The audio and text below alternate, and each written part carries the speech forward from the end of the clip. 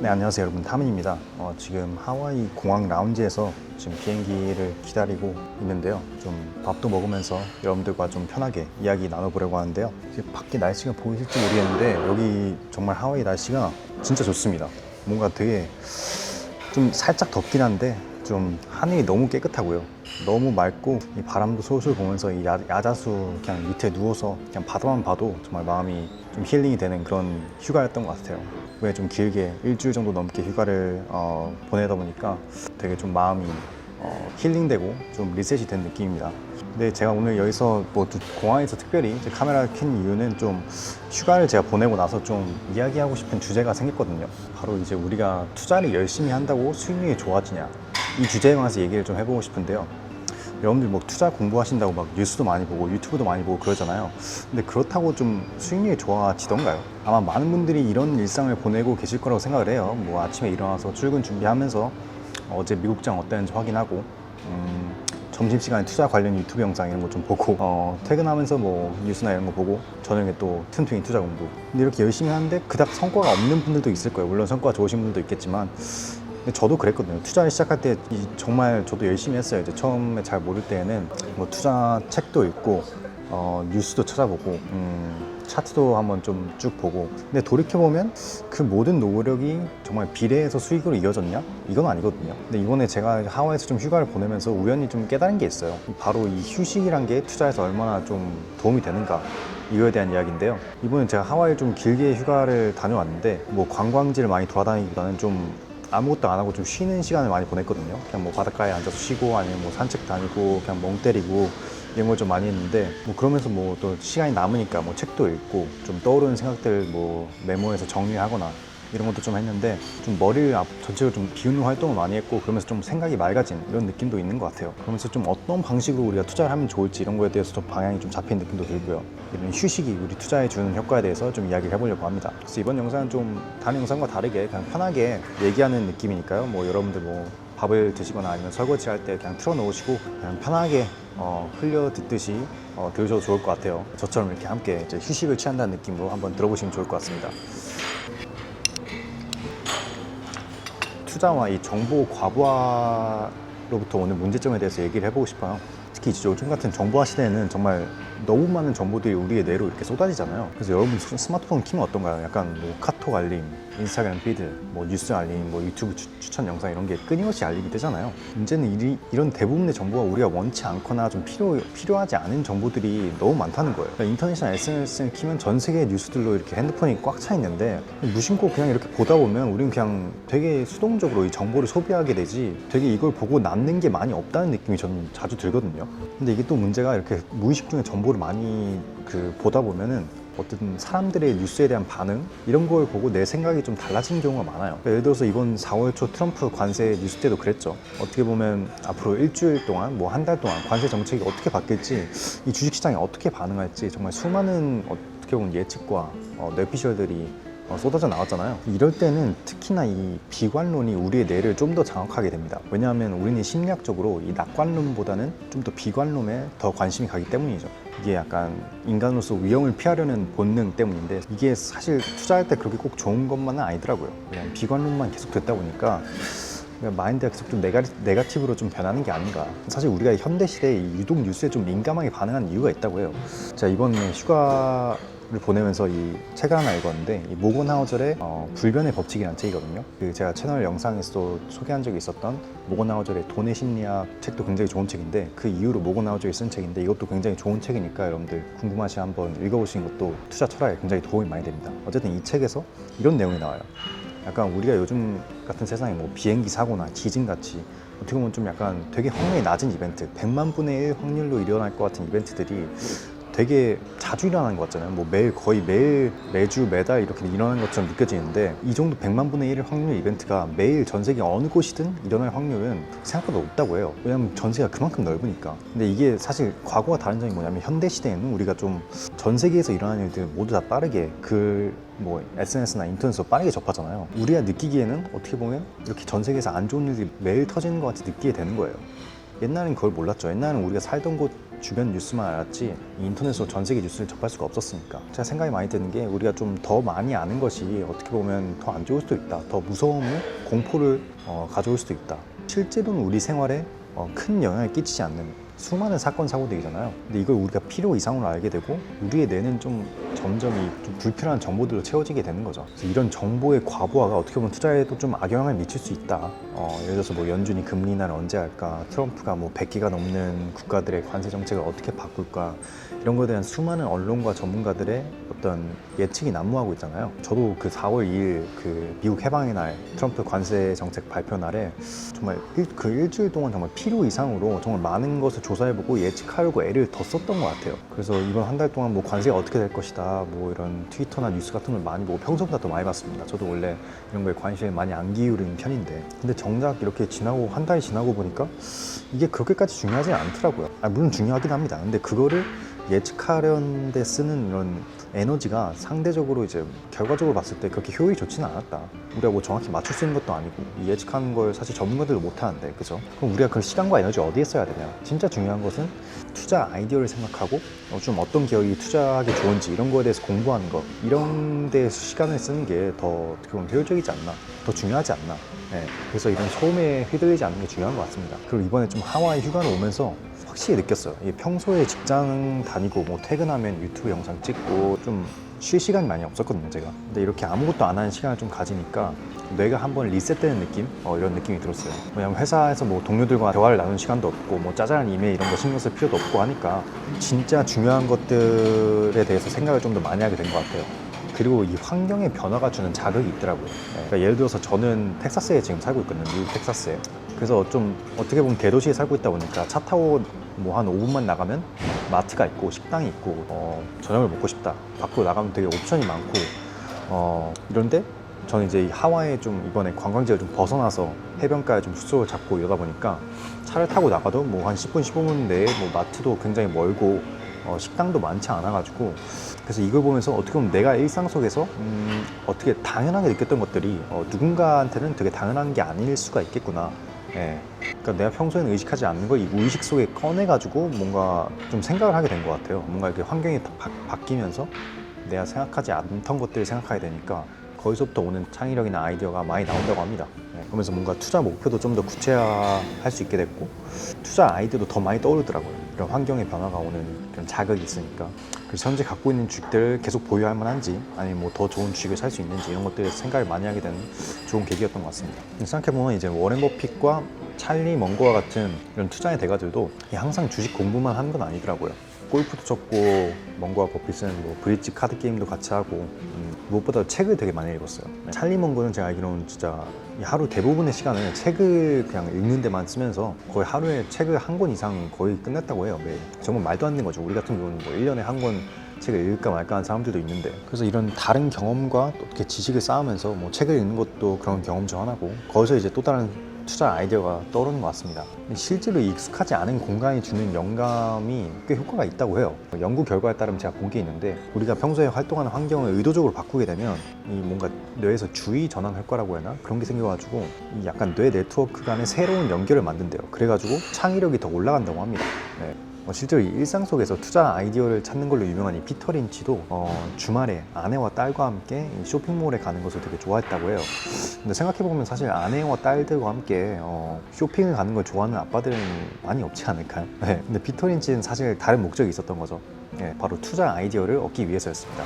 아내와 딸들이 어떤 제품을 사고 싶어 했는지, 백화점에서 유독 잘 되는 가게들이 어떤 브랜드인지 이런 걸 확인해 보는 거죠. 실제로 피터 린치가 이제 마트에서 본 하네스라는 스타킹 브랜드가 있었는데, 이걸 아내도 많이 사고 많은 소비자들이 이걸 찾는 걸 보면서 이거에서 아이디어를 얻어서 바로 투자를 해서 되게 성공적인 투자를 대박을 쳤던 그런 일화가 있습니다. 저도 이번에 하와이로 오면서 좀 시간이 나니까 어떤 기업에 내가 투자하면, 새로운 기업에 투자하면 좋을까, 이런 걸 많이 생각해 봤던 것 같아요, 일상 속에서. 그래서 이번에 하와이 좀 여행을 하면서 코스코에서 쇼핑을 했는데, 하와이 물가 전체로 비싸거든요. 근데 코스코에서는 정말 이 좋은 퀄리티의 음식 제품들을 괜찮은 가격에, 합리적인 가격에 구할 수 있어서 되게 좋더라고요. 네, 제가 지금 입고 있는 이 옷도 코스코에서 굉장히 괜찮은 가격에 산 옷입니다. 네. 그러니까 이런 식으로 느끼는 거죠. 우리가 일반인으로서 일상 속에서 투자 아이디어를 느낀다.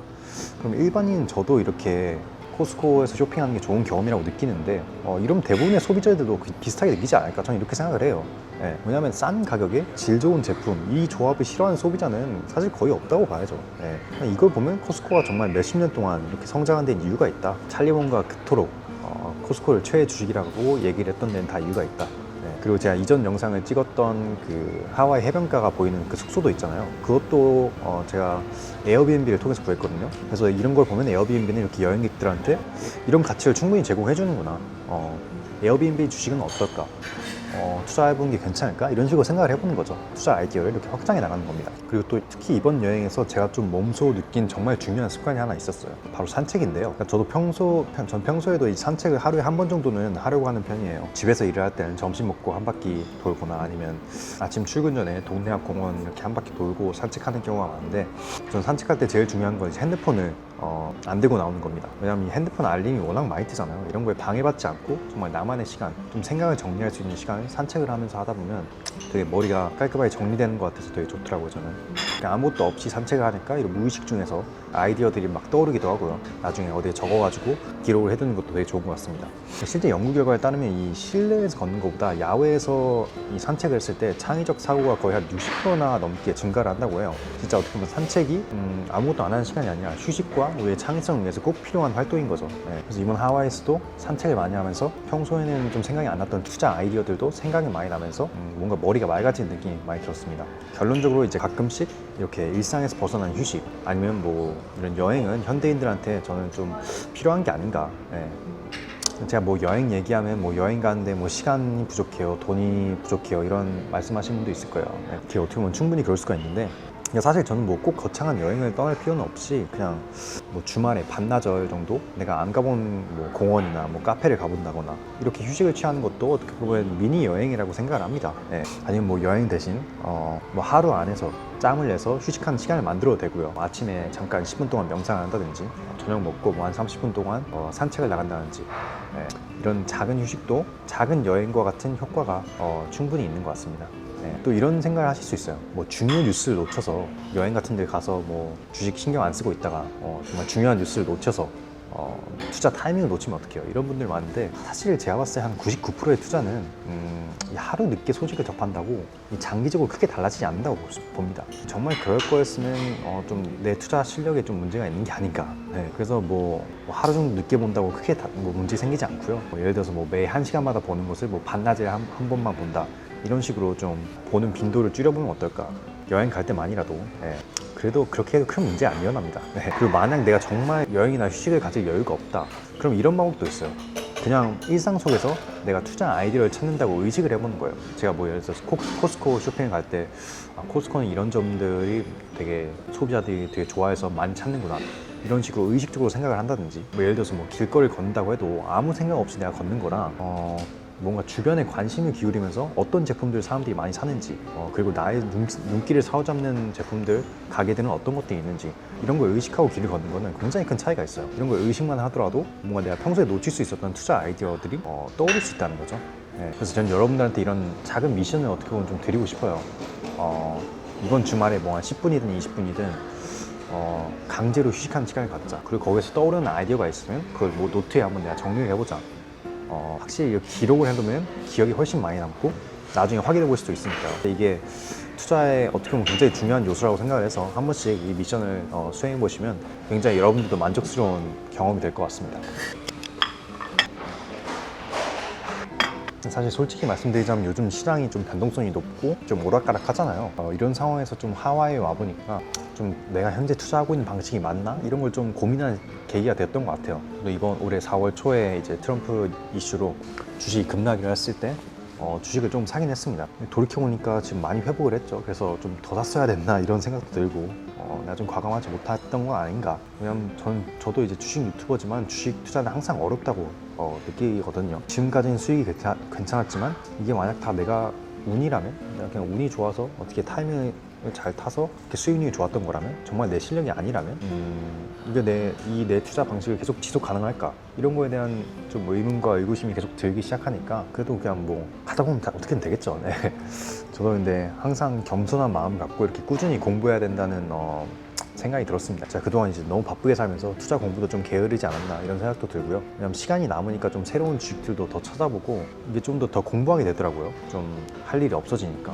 그러면서 약간 내가 주식 투자를 이래서 좋아했었지 이런 생각도 들면서 아 이거 재밌네. 다시 이제 투자 공부 좀 이렇게 빠져서 하다 보니까 좀 의욕도 주식 투자를 좀 더 공부를 열심히 해야겠다. 그래서 뭐 오늘 뭐 라운지에서 좋네요. 이렇게 심심했는데 밥이나 먹으면서 이야기 나누니까. 그래서 또 제가 좀 쉬면서 제 유튜브 채널 영상도 다시 한번 보고 사람들 댓글, 여러분들 어떤 댓글을 남기는지 이런 것도 살펴보면서 좀 여러분들이 많이 궁금해하시는 질문에 대한 좀 답변을 한번 해보면 어떨까. 그래서 이런 그 댓글 질문이 많더라고요. 난 장기 투자하면서도 단기적인 시장 변동성이 흔들리지 않으려면 어떻게 해야 하죠? 이런 질문이 많은데 저는 일단 변동성은 오히려 기회라고 생각하면 굉장히 마음이 편하다고 생각을 합니다. 그러니까 오히려 이렇게 등락 없이 꾸준히 올라간 우상향하는 시장이 오히려 우리 같은 개인 투자자한테는 안 좋아요. 왜냐하면 변동성이 있어야, 등락이 있어야 이 좀 낮은 저점에 매수를 해서 좀 평단가를 낮출 수 있는 기회가 있는데 요즘 같은 변동성이 높은 장은 좋은 기회라고 생각을 하면 마음이 편합니다. 그리고 투자 기간을 길게 보는 게 좋다. 한 달, 두 달이 아니라 뭐 1년, 3년, 5년까지 보게 되면 이렇게 주식이 떨어졌을 때도 이거 한 5년 후에는 무조건 올라 있겠는데 이런 생각을 하면 굉장히 마음이 편해져요, 멘탈이. 네, 제가 하와이에서 이 파도를 많이 봤는데 파도도 보면 이 등락이 있잖아요. 올라가는 게 있으면 내려가는 게 있습니다. 근데 이 파도는 멈추지 않잖아요. 바다라는 건 파도가 계속 치고 그 주식이라는 것도 파도가 치지만 결국 뭐 한 5년 뒤를 보면 올라가 있다. 이런 마음가짐을 가지면 되게 도움이 많이 되는 것 같습니다. 그리고 이제 또 자주 받는 질문이 주식을 언제 팔아야 될지 모르겠어요. 사실 이건 좀 쉬운 문제는 아닙니다. 이 주식 파는 게 진짜 어려운 것 같아요. 사는 것만큼이나. 왜냐하면 이 주가가 흔들리면 우리 멘탈도 흔들리잖아요. 네, 그래서 어떻게 보면 이 매도에 대한 원칙을 미리 세워놓는 게 중요합니다. 주가가 떨어지기 전에. 네.